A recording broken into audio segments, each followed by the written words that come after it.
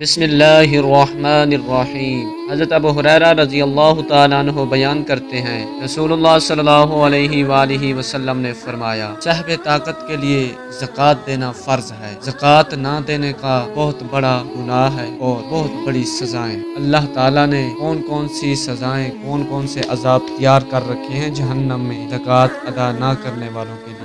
آج ہم آپ کو بتائیں گے سونے اور چاندی کا مالک اگر اس کی زکوٰۃ ادا نہیں کرتا تو اللہ پاک کتنے ہزار سال اس کو جہنم میں جلائے گا اور کون کون سی سزائیں دی جائیں گی۔ کیا وہ جنت میں بھی جا سکے گا یا ہمیشہ جہنم میں ہی رہے گا؟ تمام سوالوں کے جواب جاننے کے لیے مکمل ویڈیو دیکھیں۔ حضرت ابو ہریرہ رضی اللہ تعالیٰ عنہ بیان کرتے ہیں، رسول اللہ صلی اللہ علیہ وآلہ وسلم نے فرمایا، جو سونے چاندی کا مالک اس کا حق ادا نہیں کرتا تو جب قیامت کا دن ہوگا تو اس کے لیے آگ کی تختیاں بنائی جائیں گی اور انہیں جہنم کی آگ میں تپایا جائے گا، اور پھر ان کے ساتھ اس کے پہلو، اس کی پیشانی اور اس کی پشت کو داغا جائے گا۔